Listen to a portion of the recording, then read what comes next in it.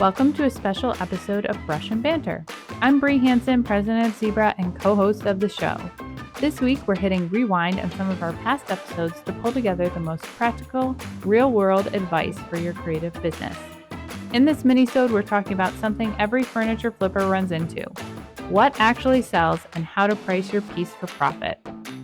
Not just what you like to create, but what buyers are actually looking for and willing to pay. You'll hear from Jen Talley, Lauren Hall, and Courtney Weisel as we share how they think about timeless styles, balancing creativity with demand, and choosing the right project so you're not overworked and underpaid. We hope this episode gives you a cleaner lens on how to create with intention and sell with confidence. I don't necessarily feel like I have a signature look. Personally, I could be wrong. Maybe people, recognize my stuff. But I see other people who also flip furniture and they're not necessarily doing a ton of content creation. And I see this is what their pieces really look like, whether it be I always add this specific medium to my pieces, or I'm always doing this hardware, or it's always this color because I know that sells. Where for me, I feel like I have always tried to be as wide and as open as possible for what I do create so that my videos aren't super redundant every time. Like the flipping process is pretty redundant, which I've tried to make it that way so that people know it doesn't have to be so difficult. But with that being said, I don't love to do the same color every single time because nobody wants to see a black dresser painted all the time from start to finish every single week, whether that be different pieces of furniture. I try to mix it up and do a vanity, and then let's do some nightstands, and then a full piece, and then or a full 4-piece set, and then a coffee table, and then a kitchen table, and then an arch cabinet, and then just trying to really mix it up. I would say that maybe my most signature look would be that I try to still keep it pretty simple, and I'm not trying to do a whole bunch of work, because at the end of the day, the more time spent, the less profit that is able to be attained from each piece of furniture. So if you're both talking about yes, I kind of have this style, have you guys had a client who maybe they wanted you to do something completely out of your norm? Are you opposed to going far outside of that reach from away from your signature look, or is that something that you're excited about leaning into, something that's outside of your wheelhouse? And I'm curious just to hear about if you have a story like that, or if something like that has come across your project plate. When people think about furniture flipping or furniture refinishing, that it's not necessarily painting. And so a lot of people come to me wanting me to fully strip the finish of a piece and then redo it basically as it was. So staining it, making sure, if there's any veneer chipping and things like that, which is great, but it's just not something that I love to do. I've kind of started dabbling into it a little bit more, and I feel like the more that I get into it, the more I'm okay, it's not so scary. I just had a client ask me to do a record player that still works, but it's just, probably 75 years old, and so it's been through the ringer. It has scratches and things like that, and so I took on the project and it turned out really awesome. And I was able to do a lot of color matching with the staining. Again, giving me a little bit of a confidence boost. I will take on projects that I'm maybe not the most comfortable with also, because again, I love to teach, and mostly my teaching style is I'm going to just take you guys along with what I'm going to do, and I'm going to walk you through exactly what I'm doing. We'll figure out if it works together, or if it works or not together. And, I'll let you know, do this, don't do this. So that's kind of my approach to new projects that I'm not necessarily used to doing. What are the things that you're evaluating from your, intentionality standpoint before you decide okay, this is the piece, this one's worth it, this one I'm going to pursue? And that's kind of what I was saying earlier. In the beginning, I would do everything. So it would be a bookcase on the side of the road that was falling apart. And I'm I can paint that. I can make it look better. And, I can. But now I'm much more intentional about the quality of the pieces that I work on. So when I look for furniture, I'm always looking for high quality. It doesn't have to be 100% solid wood like people often think, because many pieces are not solid wood. There's veneer, there's other things. That doesn't make it bad. But you want to look for good quality dovetailed jointery and dressers. Solid wood is great, but if it does have like veneer, you want the veneer to be a thicker veneer versus a thinner one, as it's easier to refinish. When I look at dressers and things like that, I always open up every single drawer to make sure that they're working well. If they're not, they can be fixed, but sometimes that's not what you want to spend your time on. So it would just be nicer to have a piece that's already in, good vintage shape. I guess I always look for like timeless, classic pieces of furniture, not necessarily something that's was super on trend at one point. My style, if I have one, is beautiful and simple. I like simplicity. And, classic is classic for a reason. Timeless works because it's tried and true. So I love that, like, that mentality also finds its way into your business and your lifestyle, is like, we're just going to go for the traditional, classical, beautiful, because it works. Has there been a piece recently that you've passed on, or a commission that you've passed on that just didn't align with your vision, or something you didn't believe in? So I can't think of a piece, like one piece in particular, that I said no to or didn't take on, but I have made it a new rule that I no longer do dining tables and chairs. I also no longer do big hutches that have lots of glass. And that is just because I've been there, done that.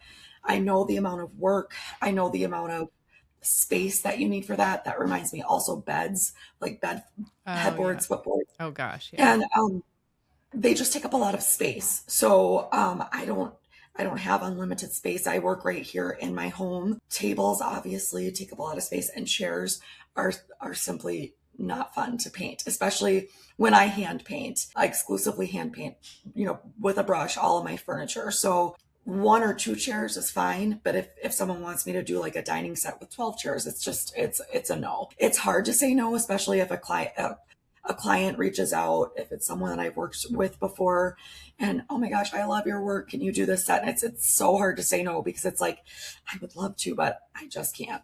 It's so important though that you've set that boundary, and like, that you don't want to do those pieces, because I feel like those are the types of things that can cause you to get burnout or get really frustrated and lose that joy. So yes, but I know how hard it is to like say no. So that's right. really good. You've set that boundary. I think it's hard, but it really does come with just longevity and experience. Is learning what to say no to is just as important as learning how to balance a book. You know what I mean? Like it's a skill that that's true. Does require you to truly reflect and think, like, is this serving me anymore? Is this worth my time? Is this worth the money? Is it worth the energy going into a project? And I love that you've been able to narrow down, like, these are the things that I don't serve anymore.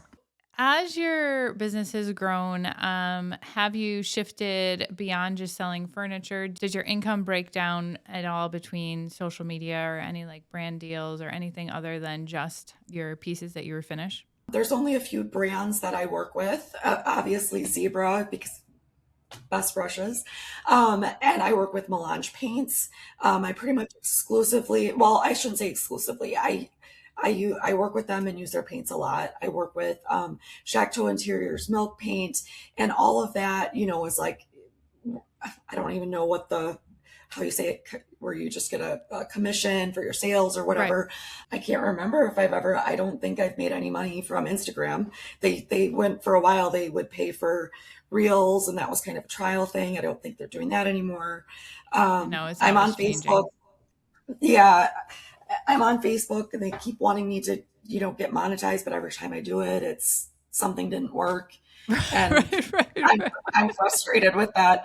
I'm really trying to get into YouTube, and it is hard for me. What about it do you find difficult? The video editing. It's just not my thing. I don't enjoy it. I don't like it. I don't get it. I do have some videos on there now. I've taken a break, and I am going to get back to it.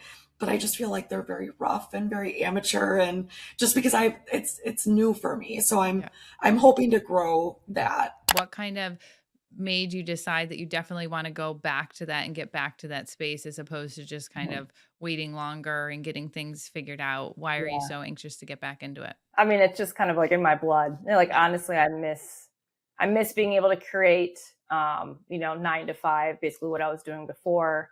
And it's just, I think that I can't really live without creating, and, in some form or another, even when I have one-on-one time with the kids and we're doing little art projects, like that's like a release for me, but it's just something that, I've put my heart into for the past several years, and I want to continue to. It's going to look a lot different, and I'm okay with that, for the first time in a while. But it definitely was a struggle to like get to that place of being like, okay, it's not what I thought and it's not what I'm used to, but like, my creative energy and my vision doesn't have to, dwindle just because of change. Right. It just evolves. So. Exactly.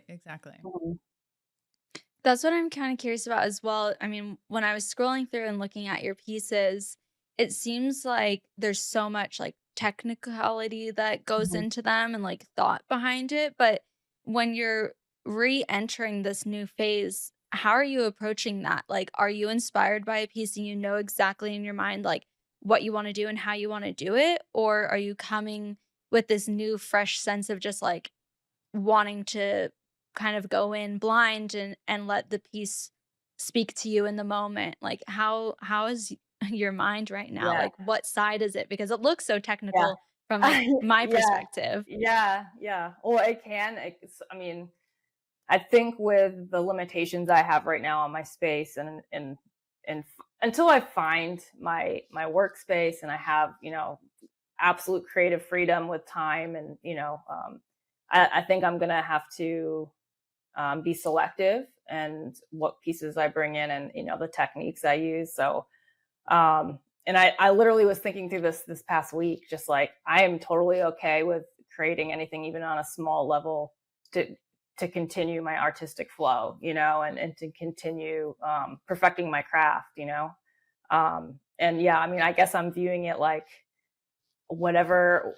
I'm sure I'm going to find a piece and like probably have a vision for. Here's the thing: I will do whatever crazy thing needs to happen somehow, wherever. Like it will happen. If I find a piece and I get a vision, it's just like I can't not finish until I have the vision in my hands, presenting it. And that's kind of how I've always been, which is, it's been a crazy creative journey, but like, I just have pushed myself to a limit of if I dream it, I really do want to create it. It might be a smaller scale at the moment, but like finding acceptance and however it unfolds when it happens, like I was just looking at pieces today on the marketplace and, there's plenty of things I can do. There's plenty of things I can paint and, like I have a garage. I just have to be really careful not to destroy it, Yeah, it can be a bit of a messy business that we're in, huh? Yeah. Hard to do with babies nearby. What tip would you give someone that's trying to get back into the creative space after maybe like a creative burnout or just a break due to life events? How would you say that they could kind of change their mindset and get back in? Honestly, like going through my work the past like several years from when I started, like just like looking at the progress I have made, being able to recognize the accomplishments you have made and, everything ebbs and flows, but like being able to see like where you started and where you're at now, I think that's a really helpful thing to just like, okay, like I have been doing it, I do have this thing, I do have this creative drive and talent, and it's like, it can continue, and whatever, how that looks, that's up to you really, but I think having a time of reflection is a really good idea. Thank you for listening to the Brush and Banter podcast, brought to you by Zibra. We're so grateful you're a part of the creative community. Gearing up for your next project? Head to enjoyzibra.com to grab your new favorite brushes, designed for comfort, precision, and serious creative flow. Be sure to follow Zibra Painting on Instagram for painting tips, artist features, and more. If you enjoyed our banter, subscribe on YouTube or wherever you get your podcasts, and don't forget to leave a 5-star rating and review. Now, go make something beautiful. We'll be here when you need a little banter.